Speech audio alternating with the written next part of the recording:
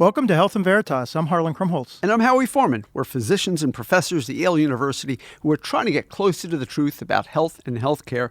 And this is one of the times we're in the studio, which is always Howie, a lot more fun. it's so great to see you. I know. Every it really time I is. see you, you get more and more handsome. Thank you so much. It's I dressed incredible. for you today, I don't know what you're Harlan. doing. I dressed for you. You look great. You look great. I dressed up nicely. Thank Although you. you have a suit, tie. I mean, you have a jacket and tie. and you were wearing a hat. I'm wearing a hat and I guess our El Presidente is showing. Influencing. I saw it him is a yesterday. red He hat. was wearing a suit, but he's wearing a hat. It's a red hat, but I'm wearing jeans and sneakers. He doesn't do that, so I think I've got him on I that. like your style a little Thanks. bit better. Thanks. Don't tell him. Thanks very much. All right. So I don't know. I want to just quickly give an update in the news because no matter what, this will be stale by the time it comes on tomorrow. But I think it's just worth mentioning as we record this, the big, beautiful bill that we have talked about. We've discussed is still very much alive, and it is still Is it really? Yeah, and it may become law. You law. think it's going to pass? I don't. Not in this form. But it could. By the time this posts tomorrow, it could be law. I mean, or it could be on the way to becoming law.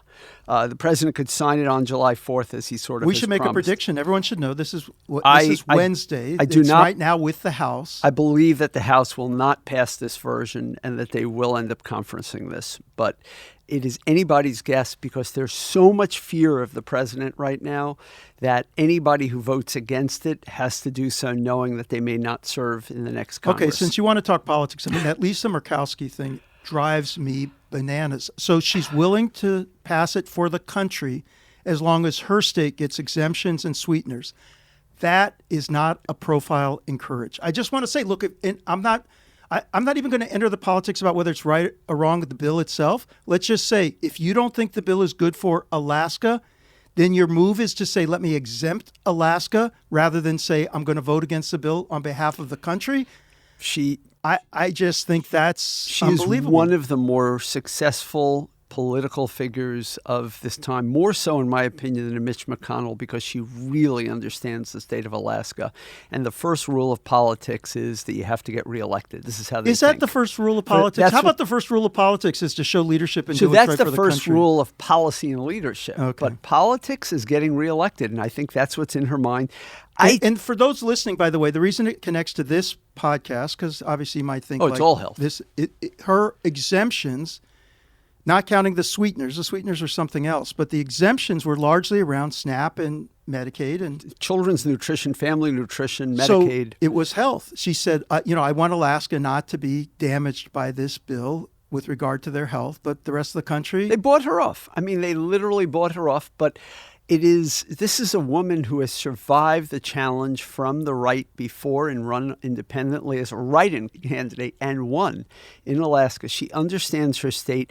And what I will say is, I guess if you want to get reelected more than anything else, it would not shock me that in a final version, she votes against this. And I still think it'll come to a final version for her. But I agree with you. She had to assume this was the final version. Absolutely. And that was, to me, the disconnect there is that she literally moments after voting for the bill said, I hope the House doesn't pass this bill because it's not ready. Exactly. Her public statements just in complete opposition. That this was not a good bill. Absolutely. And it is a horrible bill. Let me just quickly remind people why it's a horrible bill.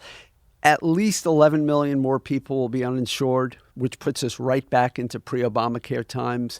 It's going to explode the deficit by probably around $4 trillion once you include interest expense. It cuts Medicaid, not just the loss of insurance, but it makes states more accountable to the cost of health care, which means that either hospitals will go bankrupt, particularly rural hospitals, which was one of the issues that Senator Murkowski and although he voted for it in the end. Correct. So there's so many implications for health care in here, not to mention that this is the bill that will dramatically increase the endowment tax, though not as high as for... I mean, just to say there is stuff for Yale involved too. No, absolutely. But I mean, the bigger picture here is that we're cutting a lot of benefits for a lot of people. I will say also personally, climate change to me is a big hit in this bill. I mean, meaning the interventions to try to move the country in a way that was going to do that. And by the way, that's also health related. It's going to have big impacts on health. Environmental health. So, but even what I'm just bringing up about Murkowski is even separate, meaning whether you're for or against the bill, to have someone who doesn't believe in the bill to get carve-outs for her state. I'm just more sympathetic. Vote. I'm more sympathetic to her only in the sense that she wields enormous power, and she's going to use that power to benefit her constituents. That's not anathema to being a politician. That's what they do. Well, I'm going to make a prediction, too. I don't think they can get this bill through the House. But I've been surprised before. But then the real question is, if it doesn't pass the House, which is why everybody fears this, if it doesn't pass the House, eventually it goes to conference committee. If it goes to conference, can it actually emerge and pass both the House and the Senate completely at that point? Because I wonder if the public, as they become more aware of just how bad this is. The more time that passes, the harder it will be to get this through. So we'll see what happens. And I believe, by the way, it won't be because of concern about the safety net cuts. It'll be concerned. There are people in the House who care deeply about the deficit, and there are people in the House who care deeply about the taxes on the northeastern states that this has changed from what the House version was before. And I think that's why. Let's not forget that one of the top 3 employers in almost every congressional district in the country is a hospital. So this brings up an interesting thing. I was in Ohio this week, Howie, with my mother hasn't been well. Love my mother, and it's hard to see her struggling. Dayton, Ohio, where I'm from, is in a much worse position than when I grew up. There are parts of it that are continuing to do well, but if you go downtown, if you go to the area where I grew up, north of Dayton, if I say apocalyptic, I'm not exaggerating certain parts of it. I mean, really shuttered stores, there's no sense of thriving at all. Let me just put it like that. But I will tell you that when you look at Dayton, where are the palaces? Like, where are the most amazing, the hospitals, the healthcare systems? I mean, you look at those buildings, and when I took her to appointments, I mean, they are shiny buildings. Fabulous. Yeah. I mean, fabulous. And so it just made me think about, the engine of the economy in many places in the country is hospitals. I was going to say healthcare, but hospitals. Well, the health systems and all the consolidations. And the more, their margins are small to begin with. Medicaid, even though it may be a poor payer overall, it's a major payer. It's a large chunk of the population. You cut Medicaid, people are going to feel it. And will they vote? Right. That's a big question. Yep. All right, let me transition to something else. A lot of people listening have some connection to Yale or are interested in Yale, or at least they're interested in us, and we're at Yale. And I thought I'd, at least report what's going on here. So there is this uncertainty about what's going to happen in terms of finances with regard to universities writ large, and especially a private university like Yale is vulnerable, both with regard to the endowment tax, regard to a whole range of other things. So what's happening? Well, something is happening here. Just June 30th, the Yale's provost announced a university-wide 90-day hiring pause, effective immediately. New staff hires being frozen, new faculty searches need special approval now at Yale, and capital projects are delayed, and raises are getting trimmed. So this is all because of the legislation that's going through, which would sort of radically alter how universities are taxed and how federal research is funded. And of course, there's this within the bill, the university endowment tax moving from 1.4% could be as high as 21%. Right. In the current bill, we're looking at 8%, but you're 8%. Right. It could be anywhere. It could be anywhere. It says 8 right now. Right. Exactly. But that's hundreds of millions of dollars to Yale. I also noticed that although we've got a big endowment that has had posted generally good returns, a lot of it's invested in private equity. There are now questions being raised about the valuations of that part of the endowment, which is also sending a shudder through the entire private equity community, because there are those kind of questions aren't just about universities, but it's leading Harvard and Yale, by the way, to sell at a discount. That's right. A lot of their assets that are in private equity so that they will have cash on hand. Correct. To be able to handle this. And and Nancy Brown, our dean, also came out and sort of said that, that she wants to continue to make sure that we are supporting junior faculty, that we're continuing to grow, that there's important buffers for people who are here. But just for anyone listening to say, things are moving. And I would say we are making fewer changes in some other places. Other places have moved faster and have done more dramatic interventions. One of the faculty members at Harvard posted a Twitter thread that said, here are the major universities and the effect of the Trump administration on them. And I went down the list thinking we were going to be there. He had 14 major universities. He didn't even include us. So, The provost said this is about being nimble and minimizing harm. The dean said this is about protecting early career scientists and sunsetting unproductive programs and finding new sources of support. If all of this happens, it will fundamentally reshape the strength of our universities nationwide. And I think it's already done so. I mean, let's just also enumerate the other things besides the endowment tax. We have issues around whether we can get visas for our students, for our international students, disproportionately many of whom pay full tuition compared with our students that come here with large financial aid packages. So we lose revenue on that front. We lose revenue on the indirect costs of grants. If they push that down, there's no question that's going to come down. How far down it goes, nobody really knows. That's another effect in there. And then there's the withdrawal of grants so that you have faculty members who maybe had built programs, by the way, have patients enrolled. That's in right. Studies, Big programs, big staff, lots of things going on one day, and the next day it's not funded, and the university doesn't just fire everybody immediately. In fact, there are many large costs that are going to be incurred for years to come on grants that are no longer existing. And you and I both agree that, look, universities are far from perfect. There's a lot that needed to be addressed and improved, and we needed to be innovative in our approach. But the net of our large university systems and what they've contributed to society and how they've been an engine for the economy is undeniable. And this is all at risk. And the legislation is written so specifically to attack a very few universities. The most highly... Yeah, I mean, if you go look at even universities like Washington University, it affects it much less than Yale because their endowment relative to the size of the student body is just below the threshold that would put them up at the 8% level. So they literally wrote the legislation to target their enemies, so to speak, which is not the way to run any government. If you don't like behavior, target the behavior. Don't come up with back-end means of hurting so-called enemies list. And the rumors that the Harvard litigation will be resolved and the Harvard issues will be resolved, but we'll have to hold our breath to see what happens. Yep. So I want to talk about something really wonky, if it's okay, but really quick. And You're I'll the ultimate wonk. Yeah, I know, but this is funny because I say that in a good way. No. So when I teach my class, people bring things up, and I know just enough to nod my head about them very often, and I've never really spent enough time to understand them. And the 340B programs are one of those. So I figured our listeners might want. That's good. So no one will know what the 340B. No, is. I imagine not. 340B programs have existed for 3 decades now. And like I said, I talk about them with people periodically, but I mostly nod. I've never understood it enough. So what is the 340B Right, so I'm going to program? get to that. But it came up in a federal court ruling last week, so I figured this is a good time to talk about it. Program was implemented in 92 as part of the Public Health Services Act. It was intended to provide lower cost medications. It's called 340B because that's what the legislation was That's just called. the code, right, exactly.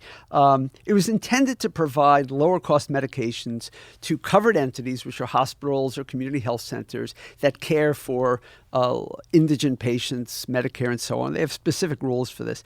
The best estimate for last year is But just say again, what does it do? I'm going to tell. But I got to give you. You know how patient I am. The magnitude is just incredible to me. I can't believe this. Last year, $148 billion in list price drugs were transacted under this program. That's like 20. Almost. So, are you saying this is a federally supported program it's federally mandated, but it's really paid for by the drug companies? I see. Right? And it continues to grow up double-digit rates, okay? And so initially, the program's intent was to get manufacturers to sell their drugs to these entities at a discounted price, and then by selling the drugs at a discounted price, it would help impoverished people, and it does do that. But if a hospital then gets paid by Medicare, Medicaid, or a private insurer above that price, the hospital or the community health center gets to keep the overage, gets to keep the profit, so to speak, the margin. And you can look far and wide, and you will see that many hospitals, many community health centers have literally balanced their budget on the backs of this program. Like, if you don't participate in They're this, making profit off of selling drugs that they're getting at a discount that's mandated by this best law. way to summarize it. And it really for a lot of these places, it's the difference between them sustaining their other operations and going out of business. That includes a lot of community health centers. I won't go into. And can they only sell those drugs to certain patients? Certain groups are covered by this, but it's a wider array than you might otherwise imagine. As long as they're cared for by the center under specific programs, they are eligible for that. The program is now heading towards $200 billion a year. And if you're a drug company and the federal government is forcing you to sell the drugs at a steep discount from what you could sell it for, you're getting nervous about this because it's eating into your profits each year as well. This is a federal mandate that affects the drug companies primarily. So the drug companies started to recognize that there's a lot of inefficiencies in there that are not built into the code, meaning that a patient might qualify for two different types of discounts and they get double counted at the same time. There's enough of that to matter to the drug companies. And the drug companies came up with a workaround for that where they said, we're going to provide you with software to track these patients better and know which ones deserve to get the money and which ones don't. And the federal court said drug companies can't put this in place. Only HRSA, only the federal government can put this in place. And so we're left at this moment in time right now where it's back to them to figure this out. I do think they will fix it. I do think it's a problem, but I also think it's just important to understand that while this may not be a grift or a graft, it is absolutely impacting hospital finance and drug company finance. Is this why every time I see something in the news that says, they're about to change this program, that the hospitals just freak out? Oh, yeah. Yeah. I mean, I don't know how much our hospital makes off it. It would not surprise me if it's in the 8 or 9 digits. I mean, these are probably not 9 digits, but probably in the tens of millions by running a program like this. And I should say that reservedly. I don't even know what our hospital does with it, but I'm pretty sure we have a 340B program. Is it related to the specialty pharmacy aspect of what we do?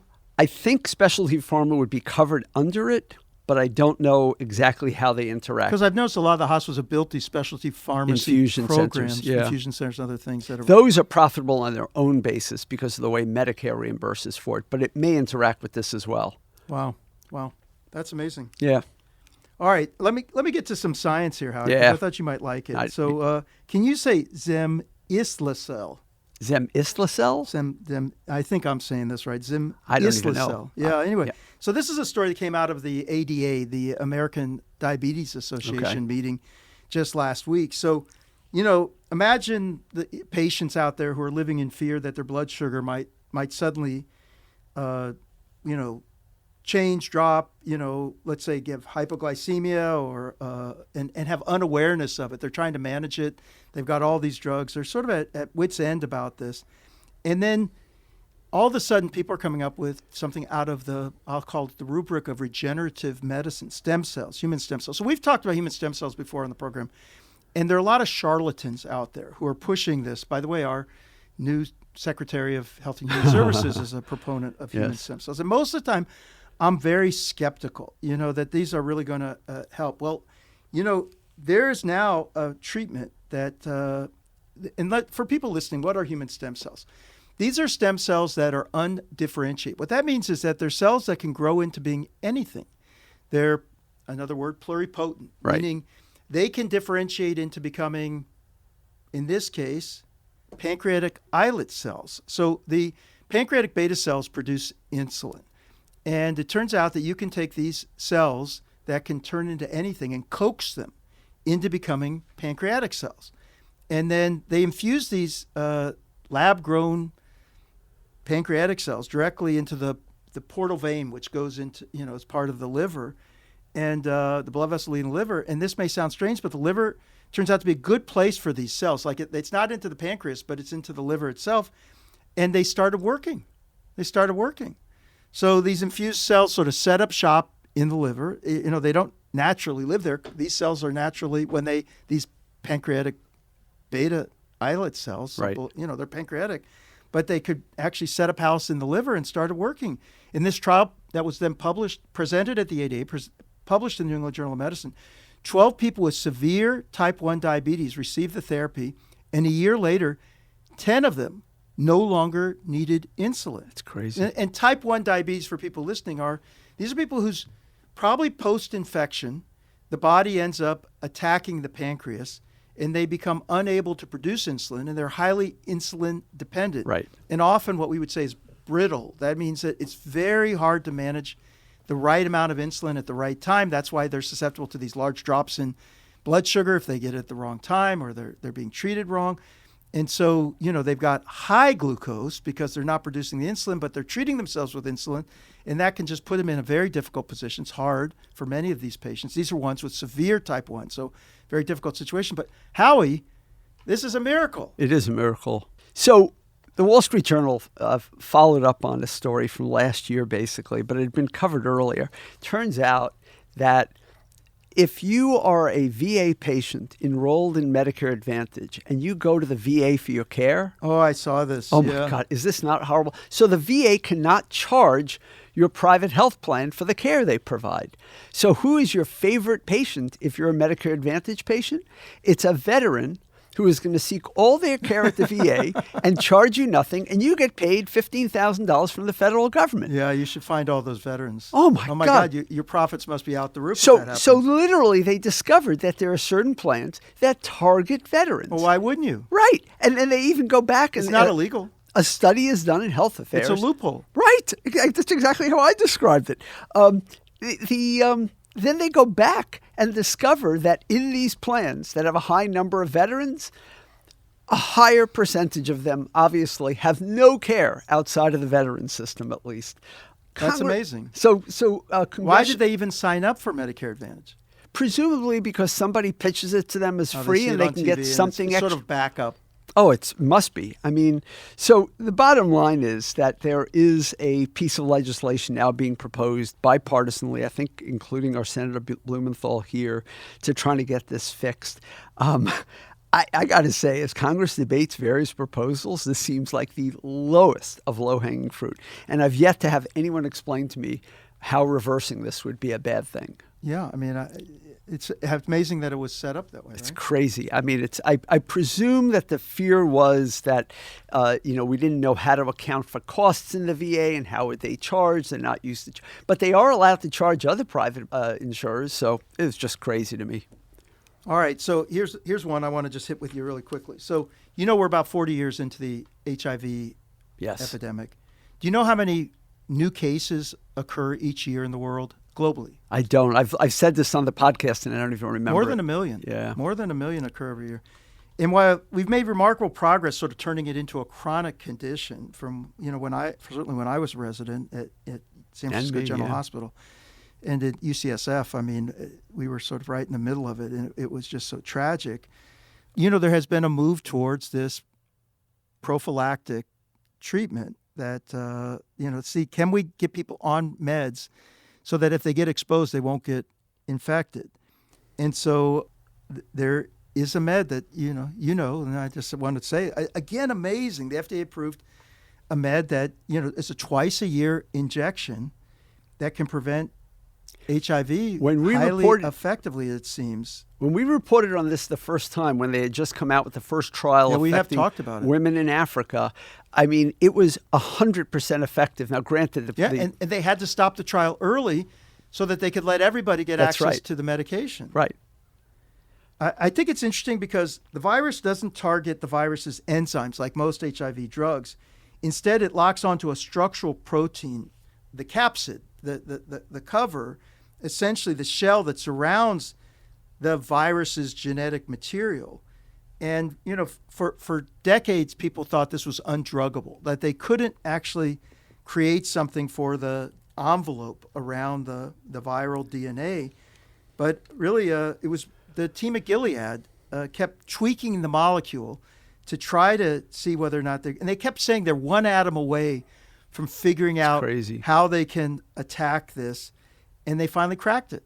And again, it's just nice to be able to say like the era we live in. So 40 years in, they want to say if you get, and I don't want to say this should give people license to unprotected sex with high risk sex. There's lots of other reasons to be, careful.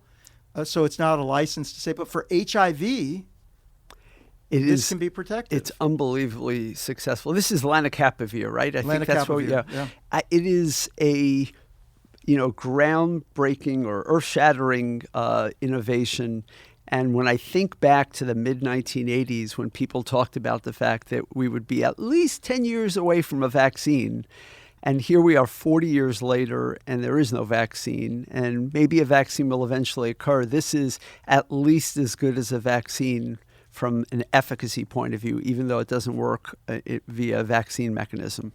So it's a great improvement. The sad side of the story, of course, is that with USAID pulling back their funding from Africa, tens of thousands, hundreds of thousands of people will likely die of AIDS for lack of being able to afford drugs like this and others that USAID was facilitating. Yeah, I think we should dig more in a future episode into the USAID thing. It's that would be a good idea. We'll bring on some guests. And there are now these large-scale estimates of just exactly how many millions of people it's tragic. are likely to die. So let's dig into that science. Like, how are those estimates being made, and how good are they? But I will just say that they're from credible sources, that suggest that, and it makes sense. That has a lot of face validity. Right. No, it's very obvious that if a program clearly, before it starts, people are dying. You start a program, you're able to treat effectively certain diseases, not just HIV, but tuberculosis, malaria, other infectious diseases and non-infectious diseases. And then you stop that funding,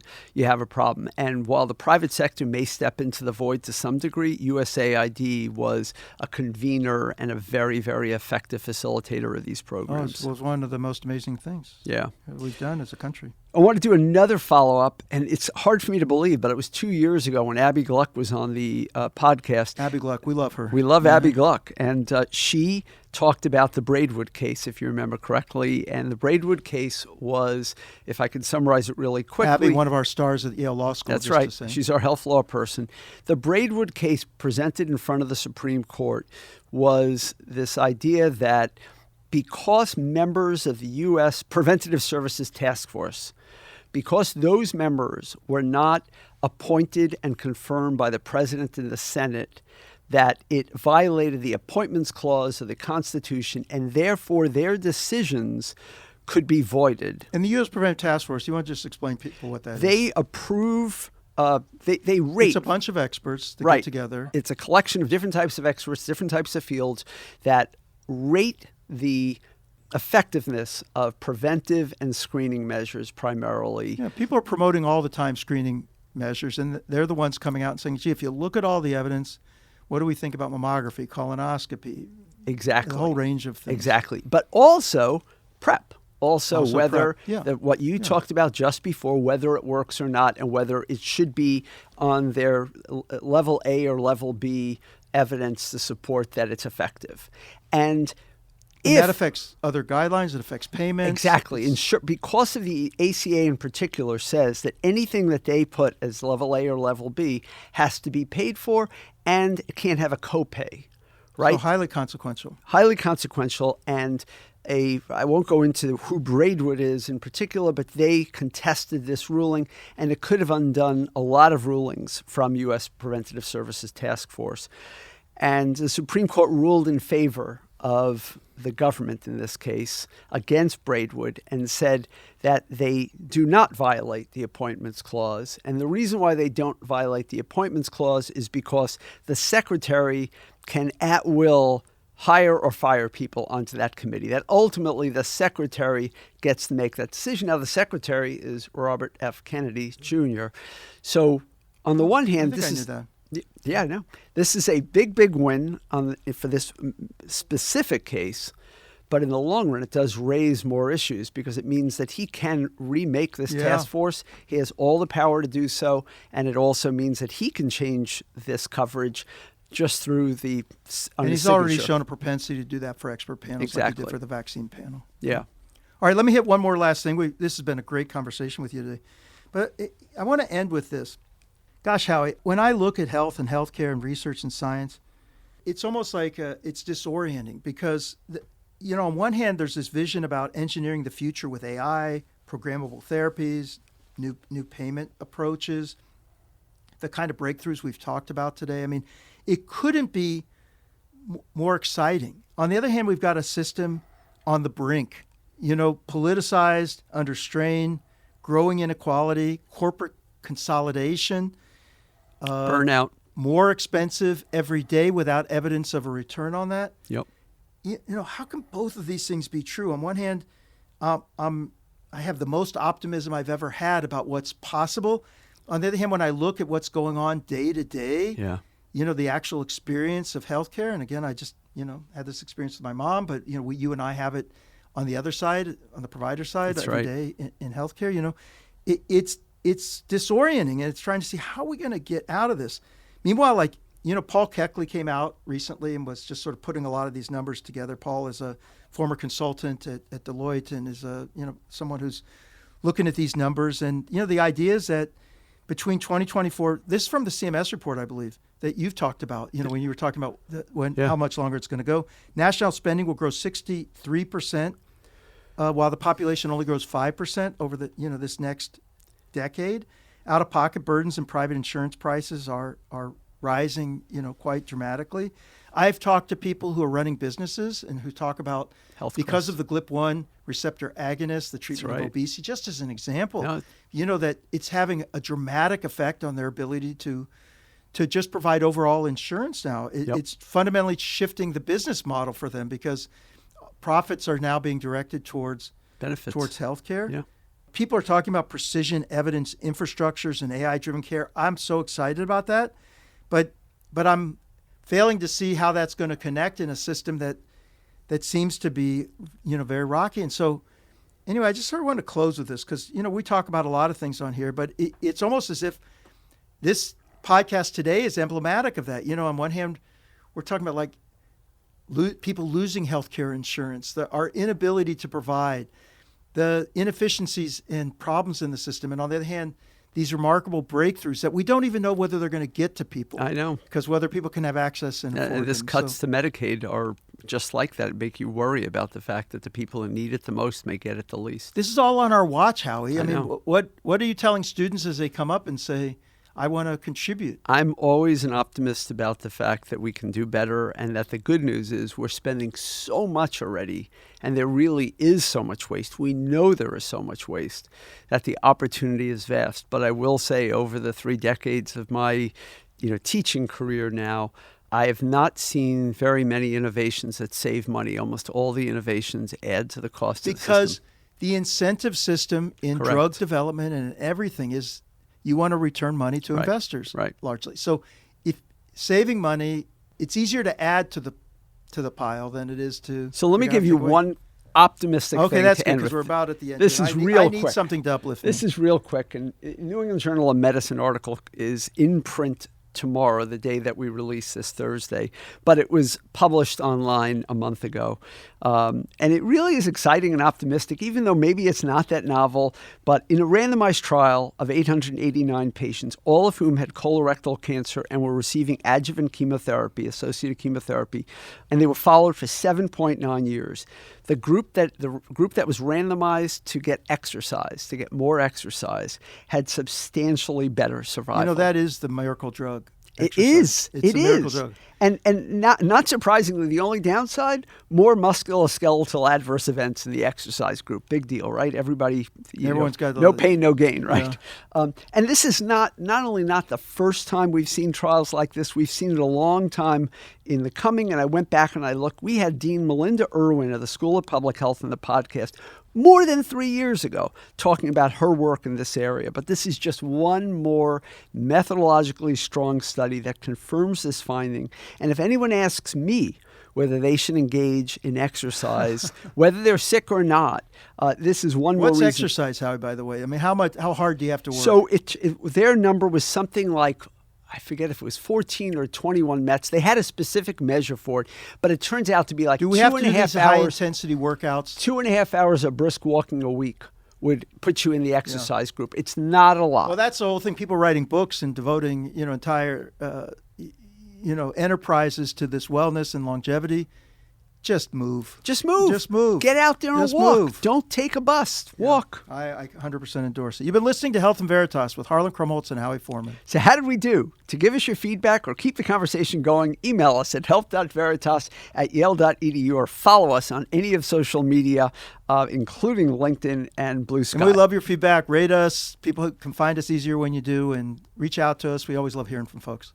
And if you have questions about the MBA for Executives program at the Yale School of Management, please reach out via email for more information to som.yale.edu/emba or email us. And we're sponsored by the Yale School of Management, where we are today, this beautiful building, this great school. Yeah, we're so appreciative. And by the Yale School of Public Health, which is also just extraordinary and never more needed than it is now. And today we have two fabulous undergraduates, Gloria Beck, Tobias Liu, and a wonderful producer. Thank you, Miranda Schaefer, who makes us good. And I've got the best partner in the world, Howie Foreman. Right back at you. And these are really the most fun, honestly. I think everybody must wonder how we schedule these things. We do this as much as we can do it. We love being in the studio together. So thanks very much, Harlan. Yeah, talk to you soon, Howie. Great to see you. Thanks, Harlan. You too.